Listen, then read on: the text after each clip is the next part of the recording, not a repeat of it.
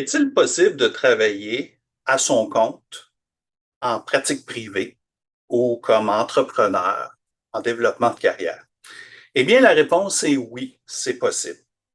Plus souvent, ce sont des personnes conseillères d'orientation, donc avec une maîtrise, qui vont pouvoir s'établir là, avec une pratique, ce qu'on appelle une pratique privée au niveau de services d'orientation auprès de différentes instances, que ce soit des clients directement, parfois aussi des personnes référées par des programmes d'aide aux employés, sinon d'autres référées par des instances gouvernementales comme la CNSST pour les personnes avec accident de travail ou la SAAC, Société d'assurance automobile du Québec. On peut même aussi faire d'autres types de pratiques avec d'autres milieux, donc parfois directement au sein d'entreprises. Tout est possible quand on est à son compte.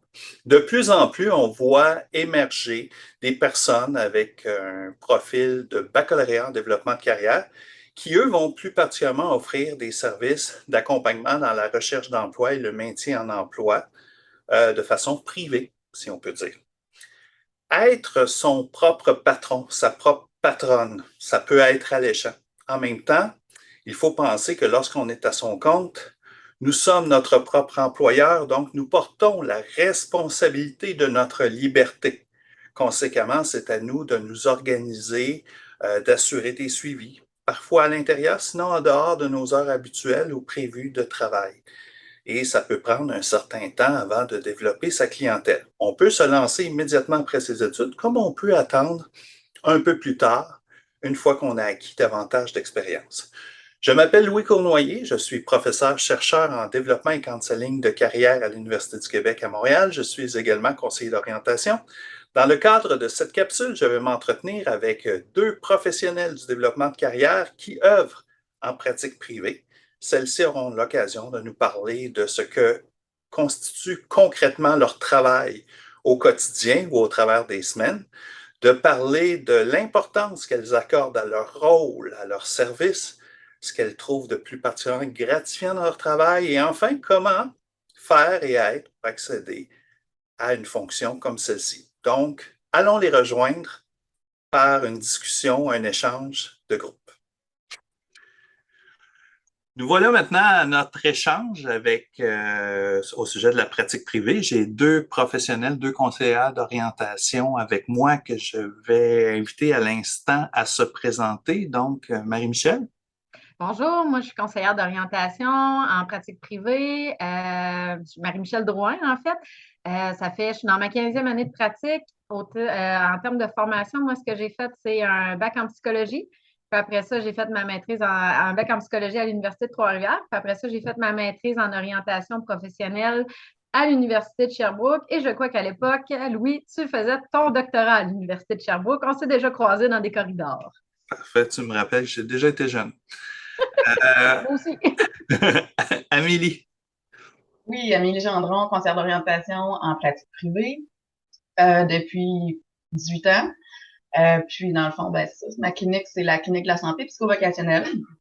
J'ai comme scolarité, en fait, comme diplomation, un bac en développement de carrière de l'UQAM, la maîtrise en éducation, profil, recherche et intervention à l'UQAM aussi. Un bac en psycho qui s'est rajouté à tout ça, de l'UQTR. Parfait.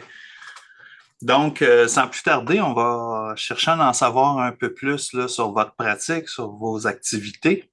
Fait qu'on va débuter par une première question ensemble qui est la suivante. C'est en quoi consiste concrètement votre travail? Donc, à cet égard, si j'allais avec Marie-Michel, en quoi consiste concrètement ton travail au quotidien ou annuellement de façon régulière? Là, je peux te parler de toutes les clientèles que j'ai, dans le fond, Vas-y. parce que ça va être difficile à résumer. En fait, moi, je suis travailleur autonome. Je n'ai pas de nom d'entreprise. Je suis vraiment à mon compte. C'est ma pratique privée. Puis moi, ma pratique, dans le fond, est concentrée pour une clientèle entre 16 et 65 ans. Avec les années, j'ai développé différentes expertises de champs de compétences, dans le fond, avec les ados. Puis les adultes en réorientation de carrière, en épuisement professionnel. Fait que des mandats d'expertise pour des cabinets d'avocats, des chroniques de télé, des chroniques de radio, des mandats de sélection de personnel. Puis, dans le fond, de façon générale, mon travail, il consiste à rencontrer des gens, à les accueillir et les aider dans leurs différents besoins, puis les accompagner dans une démarche réflexive, dans le fond, pour prendre une décision à la fin, que ce soit d'un choix de programme, un choix de profession, une réorientation de carrière, quitter un emploi. Puis tu fais ça, ça peut te paraître simple comme question, mais il faut se mettre dans le contexte. Tu fais ça dans un bureau de la maison, tu fais ça à l'extérieur, Ah, ben moi, j'ai deux. En fait, j'avais trois bureaux. Moi, je demeure à Saint-Nicolas, dans la région de Québec. J'ai un bureau dans la ville de Québec, j'ai un bureau en Beauce aussi. Donc, je me promène entre deux territoires. Pendant un certain moment, j'en avais un troisième à Lévis, mais la pandémie a fait qu'il a dû fermer. Donc, là, je me promène entre deux bureaux et à l'occasion, je fais des rencontres en virtuel. Parfait. Mais c'est pas l'élément essentiel. Puis, tu sais, j'ai aussi travaillé beaucoup dans le système scolaire. Donc, j'ai été au secondaire dans une commission scolaire, le cégep, l'université, comme CO. Puis, j'étais depuis les dernières années dans une école privée à titre de conseillère d'orientation que j'ai quittée cette année. Je vais t'amener avant d'aller vers Amélie, je veux revenir à plus concret encore, c'est-à-dire au quotidien. Quand tu t'assois, je comprends, tu t'assois devant quelqu'un, grosso modo, sans raconter tout un processus, mais ça ressemble à quoi? Tu sais, disons que quelqu'un est extraterrestre à ça, là, puis il sait pas trop, tu fais quoi, là? Ah, ben, écoute, tu veux vraiment des détails précis, là? Ben vas-y, je vais t'accompagner là-dedans. Je rencontre des clients qui, la première rencontre, ont fait l'évaluation des besoins. Puis là, je me rappelle, écoute, c'est vrai que je parle à des étudiants du bac. Donc, j'ai envie de vous dire, moi, quand j'ai fait mes études, je me disais la première fois que j'ai eu des clients puis qu'on était filmés, je disais, c'est quoi les questions qu'il faut que je pose? Je pensais qu'il venait une recette avec ça. Malheureusement, il ne vient pas une recette avec ça. Il faut entrer en relation avec la personne qui est devant nous, créer un lien de confiance, évaluer son besoin, discuter, puis réussir à monter un plan d'action pour voir pour la suite. Puis après ça, après ça, il y a toujours ce qui est la rédaction des notes évolutives, la tenue de dossier. Fait que dans le quotidien, ça ressemble à ça. Est-ce que ça répond bien? Oui, ça va bien. Oui? Puis on pourra poursuivre avec Amélie là-dessus aussi, sur cette description-là. Amélie, de ton côté, si tu avais expliqué en quoi consiste ton travail concrètement. Ben, un peu dans le même ordre d'idée que Marie-Michel adressait en fait, c'est que quotidiennement, je rencontre des gens, principalement pour soit des processus d'orientation qui peuvent se tenir sur une durée de 4 à 6 rencontres, par exemple. C'est une moyenne. Et sinon, ce que je fais beaucoup, c'est du counseling psychologique avec des gens qui sont anxieux, en dépression, en épuisement professionnel ou multifactoriel, ou qui sont tout simplement insatisfaits à leur travail, mais veulent pas nécessairement tout changer, faire un virage à 180 degrés. Donc, ces processus-là, ce soutien-là, en fait, se fait peut-être sur des dizaines de rencontres pour la plupart du temps. Parfait.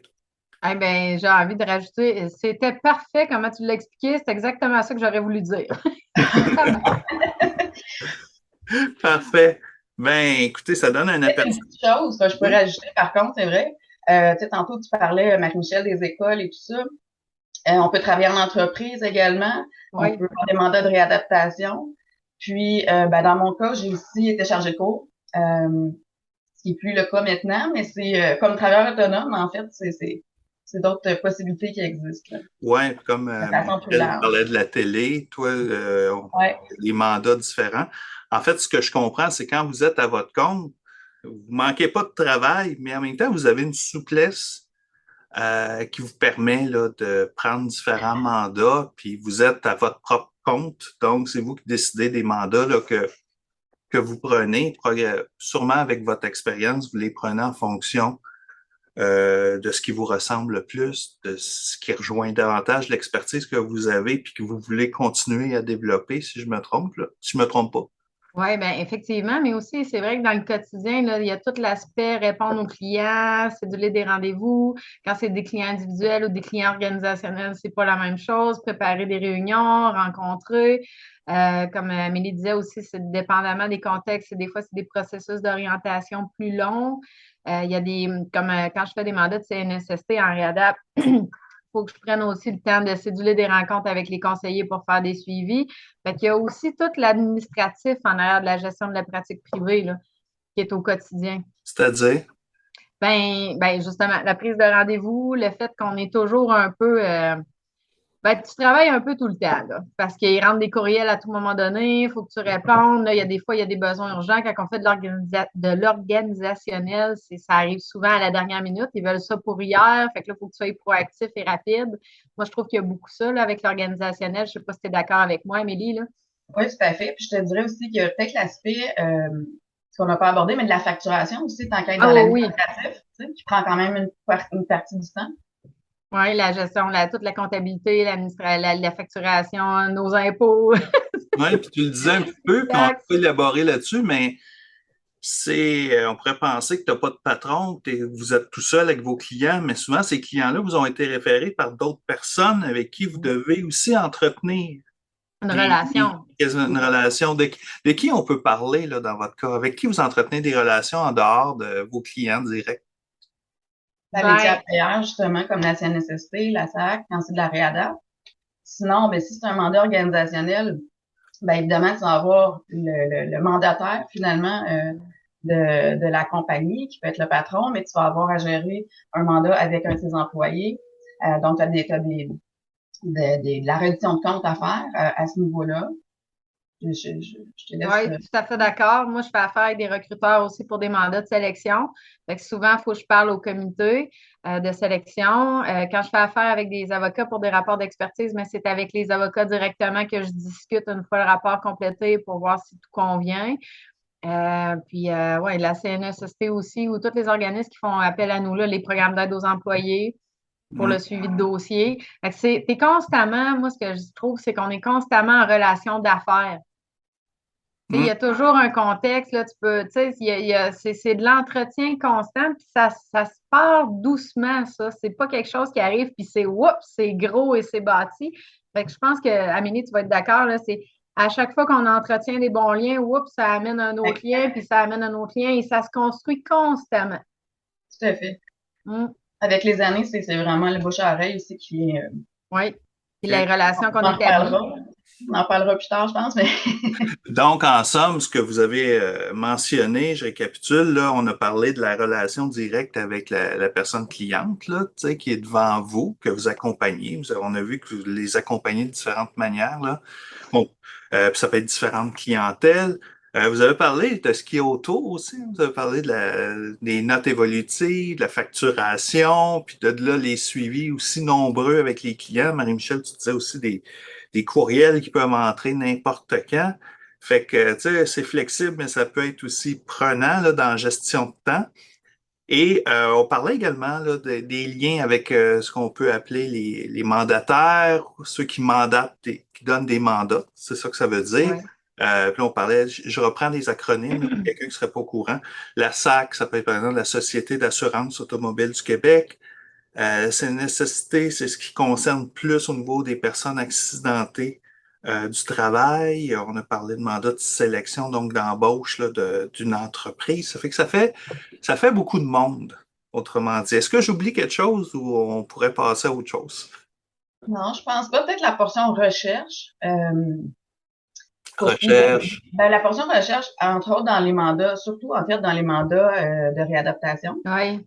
parce qu'on a à rencontrer des critères spécifiques et très, très pointus, en fait, même relativement aux limitations fonctionnelles qui surviennent là, suite à l'accident de la route ou du travail.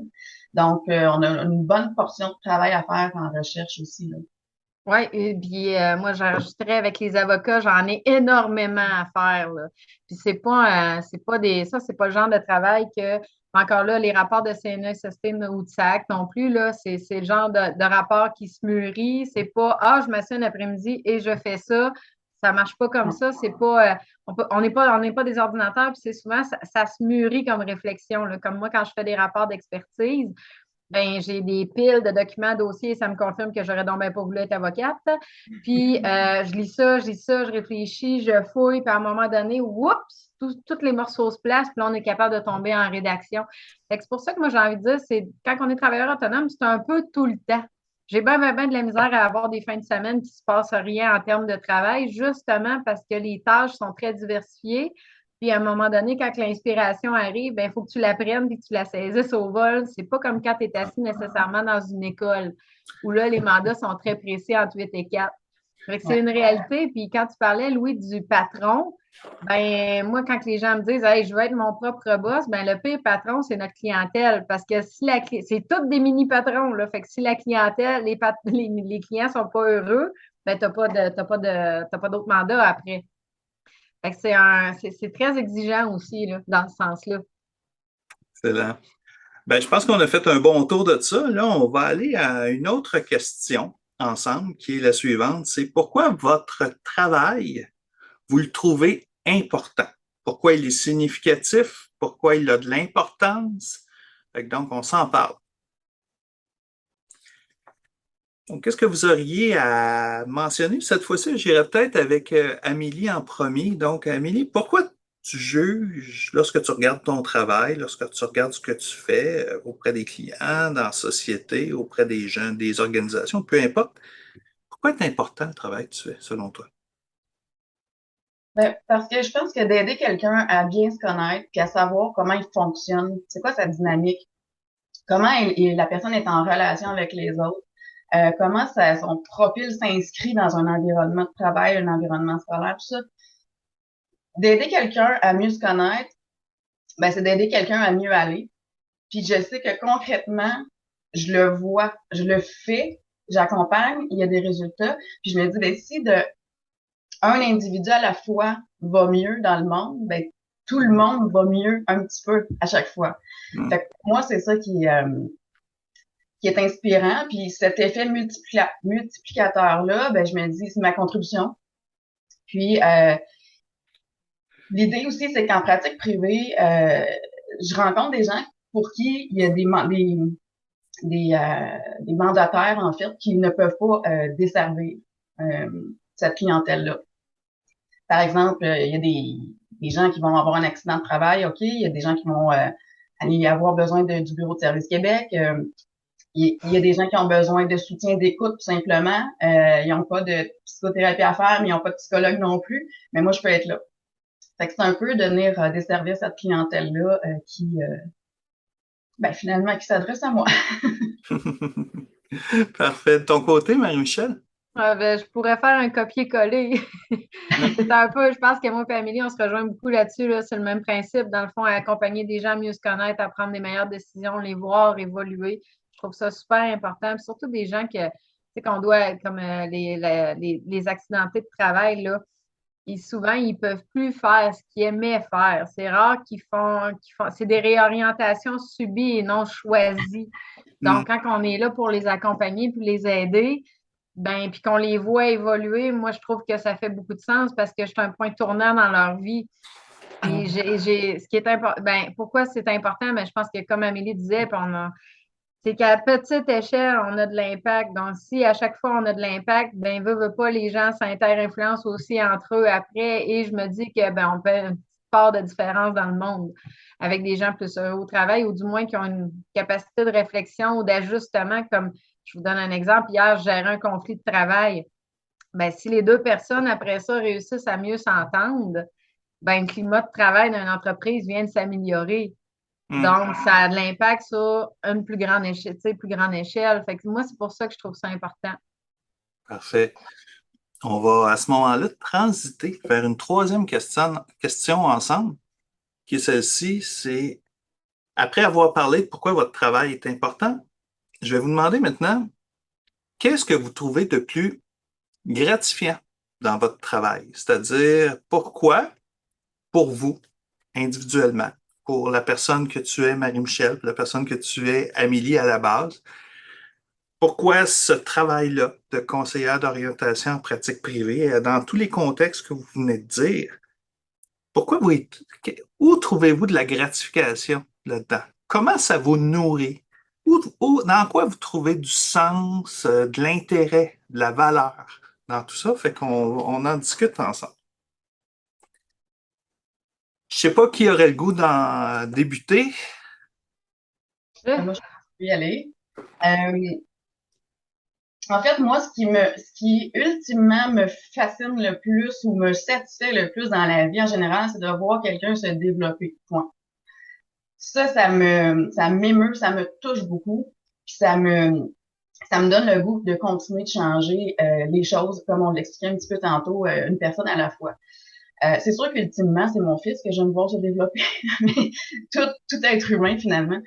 Puis ce qui me fascine, c'est de savoir qu'avec ma propre couleur, ma personnalité, tu sais, on est plusieurs conseillers d'orientation dans la vie, mais on n'est pas tous pareils.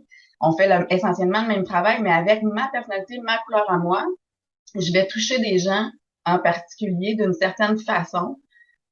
Puis ça, ben, je me dis, bah c'est wow, je suis mon outil de travail principal. Donc, moi, c'est ça qui me valorise beaucoup là-dedans. Ouais. Au côté, Marie-Michel? Ben, un peu la même chose qu'Amélie aussi. C'est le fait d'avoir de l'impact, le fait de faire une différence. C'est un objectif que j'avais quand j'ai choisi cette profession-là. Que ma couleur fasse une différence. Puis effectivement, on est tous différents. Puis moi, je trouve tout le temps qu'on attire les clientèles qu'on est capable d'aider en fonction de qui on est. C'est sans être ésotérique, on dirait que ça se place toujours comme ça. Moi, là où je m'épanouis beaucoup à voir des gens évoluer, à faire une différence, mais je m'épanouis aussi beaucoup comme travailleur autonome parce que j'ai différents défis, différents mandats, que je dois être créative pour aller chercher des nouveaux contrats parce que j'aurais pas pu être dans une école à temps plein. Moi, dans ma personnalité, je me serais ennuyée. Donc, j'ai choisi une profession où je dois me développer. Fait que du côté du cheminement professionnel, moi, il y a ce côté-là aussi que je trouve gratifiant d'être capable d'aller chercher des mandats, de les réussir, d'aller trouver une satisfaction, même quand c'est des gros défis. Puis, en plus d'aider les gens, il y a cette partie-là que je trouve qui est importante. Qui est vraiment importante, que j'ai complètement loupé. Oui, il vient faire la différence entre les CO en pratique privée, justement, puis les autres secteurs, là, effectivement. Ah oui, parce que c'est un moteur. Tu sais, si tu n'as pas ce moteur-là, je pense que ça peut pas être. Puis moi, quand j'ai tout le temps les mêmes défis, à un moment donné, j'aime ça, là, mais là, wow, je patine un peu, puis là, je dis, il manque quelque chose. Puis là, oups, il arrive une opportunité, puis le fait de la saisir, puis je dis, hey, je suis capable de le faire. OK, je vais y aller, puis je réussis. Ben, ça, moi, quand je me couche, je fais, ou que je me prends ma petite coupe de vin, je fais, oh, wow, OK, ça, je l'ai réussi, là. Fait qu'il y a cet aspect-là, mais tu sais, ça vient aussi avec nos profils de personnalité un peu plus entreprenante, là. Mais ça, pour moi, c'est un moteur. Si je l'avais pas, je ne sais pas comment je gérerais ça, parce que c'est quand même nos professions. Malgré que c'est gratifiant d'aider les gens, c'est aussi très usant, parce qu'on est beaucoup dans les difficultés. Ouais. Okay.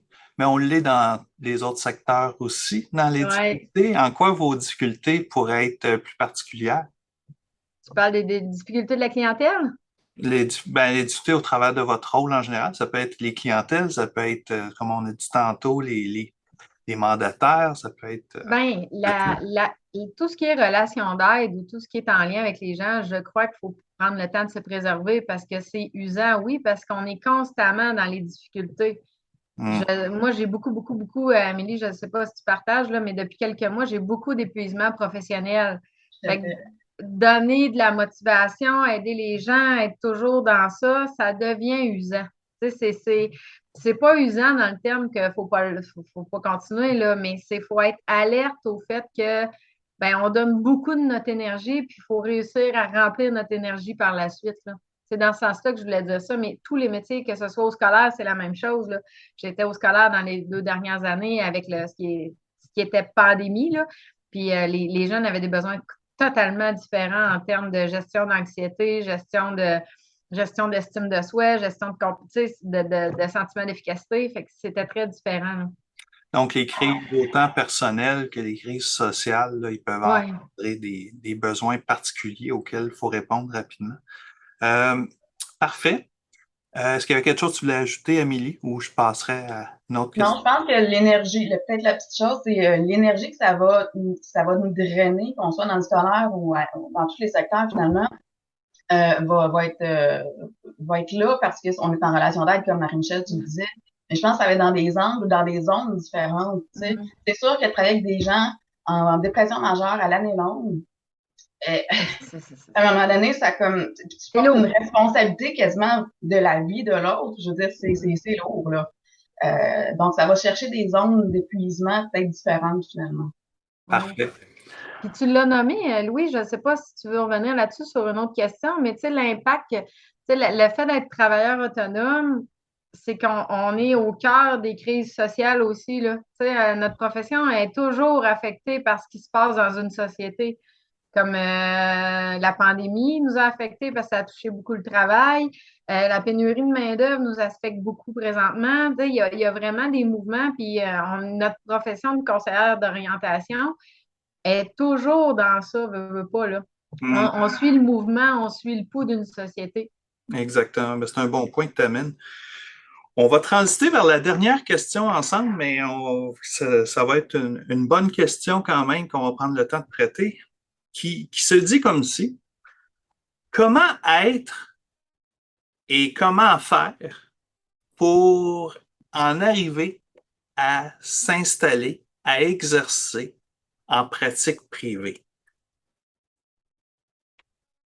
Donc, au travers de cette question-là, là où je voudrais vous amener, c'est le côté être, c'est quoi les qualités, c'est quoi la personnalité, c'est quoi les intérêts, les valeurs, ce qui est plus particulier, parce que, tu sais, on peut être quelqu'un qui est à l'aise dans un certain secteur d'activité en orientation, mais on ne se verrait pas dans tel autre. Vous l'avez mentionné implicitement ou explicitement jusqu'à présent. Donc, en pratique privée, il faut être comment? Puis l'autre côté, comment faire? Là où je veux vous amener ici, c'est se poser la question, tu sais, est-ce qu'on peut devenir à temps plein du jour au lendemain en pratique privée, où il y a un cheminement à faire, où il y a des étapes à traverser, où il y a un temps qu'il faut s'accorder, etc. Fait que on va jouer sur les deux tableaux. L'être et le faire. Donc, je sais pas, c'est Marie-Michel, je te vois les yeux aller. Tu préfères-tu que j'aille avec Amélie pour commencer? Ouais, c'est qu'il y a tellement de choses à dire. OK. On va commencer par celle-là. Ça serait quoi le profil particulier de personnalité ou de dimension d'une personne qui aspire à faire de la pratique privée, de votre expérience? Amélie. Moi, je pense essentiellement, Marie-Michel l'a adressé tantôt, il faut vouloir gérer sa propre affaire. En fait, comparativement à, je dis comparativement, c'est pas nécessairement des opposés, là, il y a un continuum, mais être dans une structure organisationnelle versus de créer sa propre structure de travailleur autonome, ça prend nécessairement ce désir-là de développer sa pratique. Sinon, je pense pas que ça va tenir la route, là, pas du tout. Quand tu utilisais le mot moteur tantôt, Marie-Michel, mais je pense que c'est vraiment juste parce que c'est la drive qui nous permet de le faire. Ouais. Fait qu'il faut aimer développer, il faut aimer utiliser notre créativité, il faut être disponible, il faut vouloir vraiment organiser, gérer sa petite business, là, je dis petite dans le sens que ça peut être gros, mais quand on parle de travail autonome là, à petite échelle. Puis ben, c'est ça. Je pense que ça prend aussi, comme on disait un petit peu tantôt, pour être attentif à notre propre épuisement. Hein? On n'a pas une structure qui va nous supporter si on est en arrêt, là. Non, c'est ça. Autrement dit, Ouais. toi, là, demain matin, là, Amélie, là, tu tombes en épuisement professionnel. Tu peux pas nécessairement aller cogner au RH de ton organisation pour dire je me mets off, là. Je vais cogner, c'est ça. OK. Ben, ça, là, j'ai un partenaire qui vient d'arriver, là, vive le virtuel. Effectivement, c'est ça. Je pense que c'est le moteur, mais c'est aussi d'avoir de la flexibilité, d'être très disponible parce que souvent, tu sais, il y en a qui vont dire ben là, moi, je veux un horaire régulier de 8 à 4. Tu ne peux pas être travailleur autonome de 8 à 4. Il faut être bien gérer l'ambiguïté, des fois l'absence de contrat, mais tu sais, quand tu demandais c'est quoi que ça prend pour partir, je pense que tout le monde est différent. Moi, je me suis partie dans la première année en finissant l'université. Je me suis levée un dimanche matin. J'ai dit, je vais aller m'acheter un bureau. Je me suis acheté un bureau, je l'ai monté. Puis le lundi matin, j'appelais l'ordre. Puis je disais, est-ce que c'est légal? Ouais, j'ai un chat en arrière. Là. Ah ouais. Fait que tu es un entrepreneur parce que tu n'es pas tout seul. Hein? Il y a plusieurs. Ben, c'est ça. Il n'est pas du monde. Mais c'est mon partenaire d'affaires. Mais bref, tu sais, moi, je l'ai parti comme ça. Puis ça s'est monté petit à petit, là. La première année, j'avais 5 clients, puis je travaillais dans une commission scolaire. Fait que je l'ai vraiment monté, puis je l'ai pas fini. Puis au bout de 9 ans, j'ai été capable de dire, OK, là, c'est officiel, je suis totalement à mon compte. Fait que ça prend de la patience, ça prend de la persévérance, ça prend la fibre développement des affaires. Mais tu sais, moi, si je me prends comme exemple, moi, je ne savais même pas c'était quoi du développement des affaires. Je l'ai juste fait. C'était comme naturel. Ouais. C'était pas quelque chose. Tu t'es lancé. Pour toi, Oh oui, moi, j'ai pas réfléchi, là. Moi, je suis partie. Tu sais, c'était quelque chose que je savais que j'allais faire, mais je sais qu'il y a des gens qui le mûrissent beaucoup et qui le travaillent beaucoup puis qui se montrent des plans d'affaires, mais je pense qu'eux ont besoin de plus de structure que moi. Moi, je suis plus, bon, ben, go, j'y vais, puis après ça, j'évalue. toi, Amélie, ça s'est passé comment le développement de ta pratique privée pour en venir à faire ça à temps plein?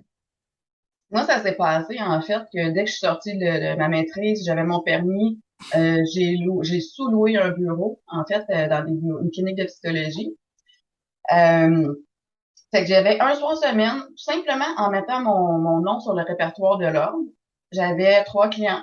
À chaque semaine, j'avais tout le temps un roulement de 3, 4 clients. Mais tu travaillais en dehors dans Je un autre. travaillais. Ouais. Ouais, c'est Ouais, c'est ça. ça. Pendant, dans le fond, de 2004 à 2011, j'ai travaillé en ayant ma pratique à temps partiel.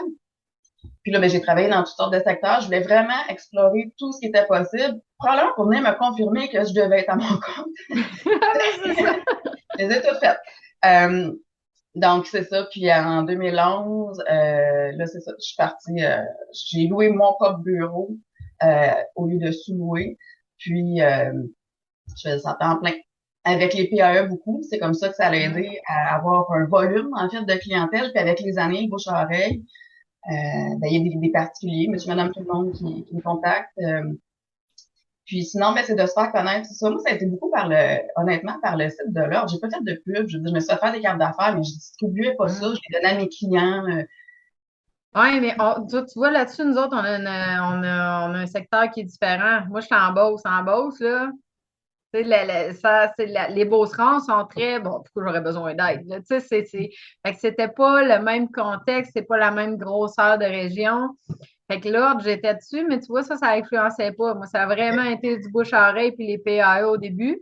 Puis à un moment donné, ben, le site de l'Ordre a eu plus d'impact quand je suis arrivée avec un bureau à Québec. Mais tu sais, moi, j'ai compensé beaucoup avec le scolaire. J'ai été chercher toutes les cordes à mon arc dans le scolaire parce que, tu sais, autant secondaire, formation professionnelle, collégiale, universitaire, parce que je sais pas, je m'étais fixé comme objectif, je vais voir toute la structure. Fait que je les ai toutes atteints, ces objectifs-là. Puis ma clientèle s'est montée à travers ça. Fait que c'est pour ça que ça a pris 9 ans au total. Excusez pour le bruit, j'ai un chat qui vient de partir, le bruit de la laveuse. Vous n'entendez pas? OK. Moi, je l'entends très fort. Et un élément que je veux aborder avec vous, c'est justement, on travaille en pratique privée avec un bassin de clients. Est-ce qu'il vient un moment, à un moment donné, où, parce que vous avez dit que c'est un métier de relation, c'est une profession de relation, autant avec les clients qu'avec des partenaires. Ces clients-là, lorsqu'ils deviennent des ex-clients, ces partenaires, lorsqu'ils deviennent d'anciens partenaires ou mandataires, là, est-ce qu'ils peuvent aussi contribuer à vous fournir de nouveaux clients avec le temps? Autrement dit, le bouche à oreille, là. Est-ce que Moi, je pense que oui. C'est Mais beaucoup est-ce à un qu'on moment est donné. conscient? Je ne sais pas totalement, mais je pense que oui. Ben, moi, je pense que, ben, je confirme que oui. En fait, Ouais. avec les années, c'est surtout ça. Euh, Puis moi, à chaque fois que j'ai un nouveau client, je pose la question comment vous m'avez trouvé? En fait, est-ce Ouais, que moi c'est aussi. tes référés? Fait que souvent, c'est ça, je vais le savoir, là, dans le fond, ça part d'où. Fait qu'à chaque fois, dans mon dossier, c'est écrit référence, ça vient d'où? Donc, je le sais. Fait que, oui, Oui, ça, bien ça aussi, j'aurais. c'est une stratégie parce que, tu sais, moi, j'en ai essayé plusieurs, la pub radio, la pub, puis j'ai été, ou quand le bouche à oreille ou un programme d'aide aux employés ou peu importe, là. Fait que je l'ai fait de cette façon-là. Mais je vérifie moi aussi. Excusez-moi, je vais aller fermer ma porte parce que c'est vraiment fatigant comme ça. excellent. Ben, pas de problème. Euh, Amélie, pendant ce temps-là, de ton côté, je pense qu'on en couvre pas mal d'éléments, là, mais est-ce qu'il y a quelque chose qu'on oublie ou Ben, d'autres je choses? pense qu'on Ouais. pourrait peut-être parler de la télépratique parce qu'on a parlé de bureau. Puis moi, finalement, en début, vraiment dans le début de la pandémie, ben, j'ai cessé de louer mon local. tout simplement. Puis, depuis ce temps-là, je ne fais que de la télépratique. Hum. Donc, ça aussi, c'est une nouvelle réalité quand même qu'on connaît.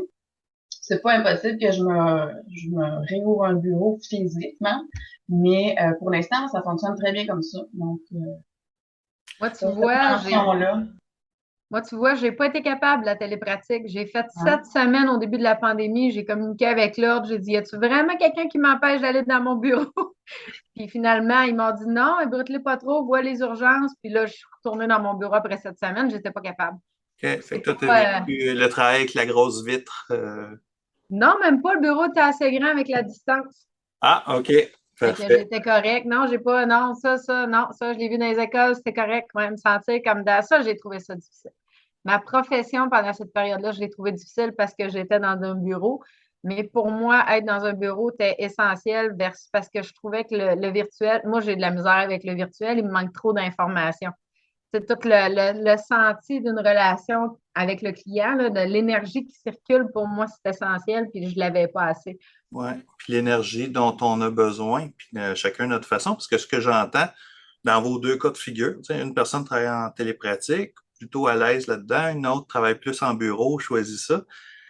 Et dans le monde de l'orientation, on a des gens qui ont exactement ces deux perspectives-là existent là, un peu Mhm. partout. Fait que l'important, c'est de choisir on est notre propre outil de travail, donc Ouais. l'important, c'est de trouver un contexte de travail dans lequel on se sent non seulement compétent, mais intègre, autonome dans son action auprès des clients. Fait que je pense que c'est un peu ça là, que vous faites. Puis Amélie, elle parlait de l'épuisement tantôt. Puis c'est un élément qui est important quand on est travailleur autonome, d'être alerte avec notre fatigue, là, parce que des fois, on se donne beaucoup, beaucoup, beaucoup, beaucoup, beaucoup, mais on se donne parce qu'on aime ça beaucoup, beaucoup, beaucoup, puis on ne se voit pas aller. Puis effectivement, quand on est épuisé, on ne peut pas demander un billet médical. Moi, je l'avais raconté, je pense, mais moi, j'ai déjà été obligée de consulter à l'urgence parce que je pensais que je faisais une mononucléose. L'urgentologue m'avait dit, là, je pense que tu as vraiment besoin de vacances, tu es épuisé. Là. Elle dit, veux-tu que je Hmm. te signe un arrêt pour une semaine? J'ai dit, tu veux que je donne ça à qui? Tu peux pas, tu peux pas dire, je vais prendre un arrêt médical d'une semaine, m'en remettre. Là, ça devient un enfer après parce que là, l'agenda se load. Fait que c'est vraiment d'être capable de dire, OK, là, je joue avec ma limite, ma batterie est à combien, comment je m'ajuste, comment je place mes clients, comment je me préserve puis je me protège aussi. Puis ça, c'est quelque chose que moi, j'aurais aimé qu'on m'enseigne parce Hmm. que personne ne me l'avait enseigné, puis je l'ai appris tout seul. Puis il y a un peu, puis je trouve que je fais du pouce aussi là-dessus, là, c'est qu'il y a une chose qui est difficile comme travailleur autonome, c'est la solitude professionnelle. Quand tu es avec des collègues, puis là, ton collègue, il te reflète, là, je pense que Marie, tu es un petit peu fatiguée ou tu sais, voyons, tu présentes des signes d'épuisement par compassion, là, ben, c'est le fun d'avoir le collègue qui reflète ça.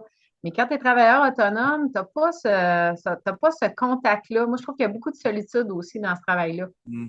Moi, c'est ce qui me manque le plus, en fait, la solitude de travailleur autonome, de dire le coin machine à café, là, le coin, un collègue qui te dit non, non, mais tu sais, non, non, tu vas voir, l'impact n'est pas le même, tu sais, d'avoir une discussion, des fois après certains clients qui ont été plus prenants. Ça, je trouve ça plus difficile. Hmm. Amélie, tu voulais enchérir? Ouais, je voulais peut-être juste ajouter dans le fond, c'est que cette qualité-là, caractéristique-là qu'on doit avoir d'être autonome, pour être travailleur Hum, autonome, tu sais, ça implique de la liberté, mais ça implique des responsabilités. Je ouais. pense que justement, de reconnaître cette limite-là qu'on doit avoir pour pas tomber en épuisement, ben ça fait partie des responsabilités. Puis tu sais, tu sais, si on se trouve toute seule, ben ça fait partie aussi de nos responsabilités en termes de prendre soin de notre santé professionnelle que de dire ben je vais réseauter, je vais aller dans des là, c'était moins évident avec la pandémie, Ça, mais je c'est vais le mot aller Ouais, stratégie. ouais. ouais, c'est ça. Tu sais, des 5 à 7 de professionnels où moi, c'est sûr que je suis entourée de beaucoup d'amis CO, fait que c'est sûr que je peux échanger quand on va souper sur ce que je vis dans ma pratique. Mais je pense que c'est un mécanisme qui devrait être mis en place, en fait, justement, un peu comme des remparts pour s'assurer là, de rester Ouais, sur la route. ouais, Donc là, c'est des effectivement. stratégies qu'on pourrait dire interpersonnelles, relationnelles, c'est-à-dire on se crée un réseau social puis ou un réseau professionnel au travers de ça. Mais je vais rester là-dessus, sur l'épuisement. C'est quoi vos stratégies ou ce sont quoi les stratégies qu'on peut se donner comme conseillère d'orientation en pratique privée pour être avenant, bienveillant avec soi-même, préventif même. Je les cherche encore. Ah oui, c'est difficile. Ah, moi, Il faut se connaître. Ouais. Je pense que c'est sûr que cette limite-là, là, Elle est facile à faire. on la sait quand on s'en est approché ou qu'on l'a dépassé. Là, Ouais. après, c'est intégré, tu sais, pour l'avoir vécu. Moi aussi. Mais je dirais que ça prend un équilibre, en fait, hein. Ça prend du social dans notre vie, ça prend des moments, en tout cas pour moi, des moments de solitude, toute seule avec ma tête, ça me prend de la famille, ça me prend il faut que j'ai un moment dans ma journée absolument de plaisir. De plaisir, un moment, au moins un élément de plaisir à chaque jour. Fait que c'est de créer cet équilibre-là, évidemment, le sommeil, l'alimentation et tout, là. Fait que je pense que c'est d'essayer de garder cet équilibre-là dans un fonctionnement qui nous ressemble, qui est pas dans une structure de 8 à 4. Mais comme tu le dis, c'est tout le temps dans notre tête, hein. C'est tout le temps dans notre courriel, c'est tout le C'est temps tout là, le temps. là. Fait qu'à un moment donné, il faut savoir s'accorder des moments de pause, puis quitte à se l'obliger à l'horaire, en fait. Merci Amélie pour les trucs parce que moi, je me laisse dépasser complètement parce que j'ai pas cet équilibre-là social autour de moi. On n'a pas la même réalité. Puis moi, mon travail dans les dernières années a été très envahissant. Fait que je suis beaucoup là actuellement dans ma carrière après 15 ans de pratique à dire OK, il faut avoir une vie personnelle. Fait que c'est mon cheminement qui me confronte. Là, tu vois, je suis dans ces enjeux-là. Ma fatigue, moi, de la façon, je trouve ça toujours très drôle parce que je m'en rends pas compte. J'ai une énergie hors norme. Puis ça fait partie de la personne que je suis. Puis mon énergie, je la donne toute à mes clients. Fait que je m'en rends compte quand moi, j'en ai plus. Puis souvent, quand j'en ai plus, ben j'appelle ça mon super pouvoir parce que je peux me mettre à entendre, je deviens hyper sensible à tout. Fait que je peux entendre le bruit d'une prise de courant, toutes les lumières sont trop fortes, c'est comme mon cerveau reptilien qui capote, là. Fait que je peux sentir un plancher croche, là. Tu sais, quand je ressens ça, moi, au lieu de le tourner et de faire de l'anxiété, je dis, oh, OK, ça, c'est le super pouvoir qui est en train de dire que tu as un petit peu besoin de repos, là. Fait que ces fins de semaine-là, souvent, je touche pas à des rapports, tu sais, je fais des choses qui me font du bien. Mais moi, je suis toujours à la limite, mais je me laisse plus aller dedans, là, tu sais, pour l'avoir frôlé, comme tu disais, Amélie, là. Fait que là, j'ai identifié des signes qui fait que je me rends plus, je recule, puis là, j'ajuste un peu, mais je la frôle tout le temps. Je vais me permettre d'embarquer un peu dans la discussion parce que, au-delà de mon rôle, moi-même, je suis conseiller d'orientation, puis j'ai été essentiellement toute ma carrière conseiller d'orientation en pratique privée ici. Puis cette question-là de l'épuisement aussi, on a parlé tout à l'heure de la ligne, hein. L'épuisement, c'est quelque chose il y a comme une ligne où on joue avec, on le sent à un moment donné qu'on pourrait basculer, on fait attention là, de ne pas aller là, mais en même temps, c'est pas stable une pratique privée, ça rentre, c'est tranquille, ça devient accéléré, puis c'est nous qui devons gérer tout ça constamment.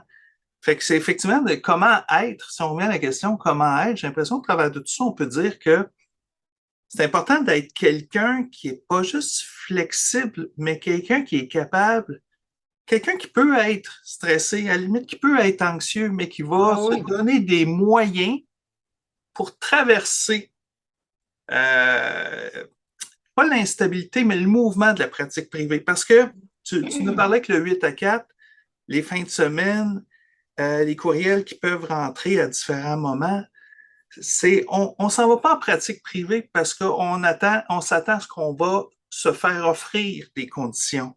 Non, non, non. On se crée des conditions. Si vous décidez en pratique privée que vous voulez travailler juste 8 mois par année puis être 4 mois, parfait, mais c'est votre responsabilité puisque c'est vous qui allez payer vos propres vacances. Ouais. Comme tel. Ça fait que, il y a toute la relation entre la liberté puis la responsabilité autonome. On peut, quand on est fatigué, quand on a trop de travail, quand on a mal géré les choses, on ne peut pas se retourner et dire à son patron, sa patronne, excuse, là, je t'aboute, est-ce que ça serait possible de déléguer ces mandats-là à quelqu'un d'autre? Non, t'es as pris. T'es as pris, t'es assumes. C'est ça. Puis, tu sais, dans ce que tu dis aussi, genre, on n'a pas parlé, mais dans le fait d'être travailleur autonome, il y a aussi le fait d'aller chercher des alliés comme un comptable, comme un conseiller financier parce qu'il y a tout le volet de la gestion de sa pratique en arrière qui est super important parce que oui, effectivement, les vacances, c'est toi qui les payes, ton fonds de pension, tu sais, tous les avantages, toutes les assurances, c'est tout ça aussi. Ça, c'est un poids quand tu as dit, parce que ça reste ça reste des dépenses, ça reste des choses à penser qui ajoutent un stress aussi quand tu es travailleur autonome. Dis, hey, je ne peux pas le manquer, ce contrat-là, si je le manque, je n'ai pas de sous qui rentrent. Tu sais, Et c'est là qu'il faut savoir gérer c'est ça, cette limite-là parce qu'on est porté à les prendre, on veut pas manquer de oh oui, puis on on veut n'arrête manquer pas. de travail. Mais je pense qu'avec avec le temps, ben on choisit mieux nos contrats aussi. Moi, Oui. il y a des mandats que je prends plus là, parce que Ah, je moi sais que aussi. c'était trop drainant pour moi. Puis au final, ben c'est rien de valorisant parce que c'est rien de fun productif. Puis à la limite, ça peut être contre-productif. Puis que oups, ça fait un petit peu là, je sens que je me sens moins bonne là-dedans. Puis là, tu veux pas laisser dégringoler ton estime non plus. Non. Il y a des bons conseils dans tout ça, vous êtes des bonnes coachs Mais potentiels en, de démarrage d'affaires. mais en même temps, j'ai envie de dire aux jeunes qui nous écoutent, faut pas que vous regardiez ça en disant, mon Dieu, vas-tu finir épuisé si je m'en vais travailler autonome? Non, pas nécessairement, mais tu sais, c'est des gros défis, mais c'est les mêmes défis d'un entrepreneur aussi. Puis ça, on n'en parle pas souvent, mais l'épuisement professionnel chez les entrepreneurs, il y en a plein, là. Mais il y a tout le. Faut pas que vous ayez peur, mais ce qu'on parle là, moi et Amélie, ça s'est monté doucement. C'est pas oups, c'est envahissant. Souvent, à un moment donné, on se sent envahi parce qu'il en rentre trop, parce qu'on en a trop pris. Puis, à un moment donné, ben, je sais pas toi, Amélie, moi, ça fait 15 ans. Ben là, après 15 ans, après 9 ans à mon compte à temps plein, là, je peux refuser des mandats et dire, OK, là, ça me convient plus. Mais au début de carrière, on en prend plein justement pour, apprendre à se connaître, savoir quelle clientèle on a le plus de plaisir puis laquelle on se sent le plus compétent. Moi, il y a des clientèles que je touche pas du tout parce que ben, j'ai pas de plaisir. Fait que tant qu'à rouler à 200 à l'heure, je vais avoir du fun, là. Mais c'était pas ça au début. Maintenant, oui. Fait que, Ouais, ben moi, c'est c'est peut-être vraiment. compte tenu, tu sais, que je suis allée faire le tour de tout ce qui existait comme possibilité en même temps que j'avais ma pratique privée à temps partiel. Tu sais, je suis allée me valider je suis allée apprendre des choses, mais je suis allée me valider dans ce que j'aimais, ce que j'aimais pas. Ça veut pas dire qu'après ça, j'ai pas pris des contrats que j'aurais pas dû prendre. Ah, oui, Que c'est je veux ça. plus prendre aujourd'hui. Euh, mais je pense que d'aller l'expérimenter, Ouais. justement, des allers-retours, c'est ça qui permet qui permet de se connaître, puis de savoir ce qu'on veut, puis à ce moment-là, de focuser davantage là-dessus, puis d'investir davantage ses énergies là-dessus, puis en même temps de mettre des limites par rapport à ce qui convient pas, là. Écoutez, Ouais. on pourrait continuer à en parler longtemps. Comme je venais de le dire, je pense que c'est d'excellents conseils, d'excellentes informations qui ont été transmises aujourd'hui. Je me suis même amusé là, à dire, vous feriez des bonnes coachs de démarrage d'affaires parce que c'est des professions de relations d'aide, des professions qu'on travaille avec soi-même. Puis je pense qu'aujourd'hui, vous avez parlé beaucoup du soi dans une entreprise qui demande beaucoup d'efforts, de détails. Je tiens à vous remercier de votre participation. Merci beaucoup. Je suis certain que ça va pouvoir être profitable ou éclairant, inspirant là, pour bien des gens. Euh, donc, merci encore. On va arrêter ici là, cette capsule. Puis pour nous, ben, à bientôt. Merci. Ça fait plaisir. Salut. Intervenir en pratique privée, comme nous avons pu le constater, est une occasion de pouvoir développer une pratique qui nous ressemble, qui est proche de nos idéaux, de nos valeurs, du type de sujet, de problématiques que l'on souhaite aborder et aussi des types de clientèle d'une certaine façon. Donc, il y a beaucoup de liberté dans ce rôle de pratique privée, mais en même temps, comme on a pu le voir au travers de la capsule, il y a beaucoup de responsabilités qui accompagnent cette liberté, cette autonomie, à savoir la question d'organisation du travail, de disponibilité, de vivre un petit peu dans ce que je me permettrais d'appeler un peu un écureuil qui doit faire des réserves financières pour s'assurer soi-même ses propres paiements de vacances, ses propres congés, etc. Donc, il peut y avoir un stress au niveau de la gestion de sa propre personne lorsque sa propre personne est sa propre entreprise. Toutefois, comme on a pu le voir avec les personnes rencontrées, c'est l'occasion de vivre de beaux moments avec des clientèles chez qui on va sentir qu'on peut faire une différence importante, qu'on peut les aider à reprendre non seulement une voie vers l'insertion, mais reprendre une santé à la fois personnelle et professionnelle.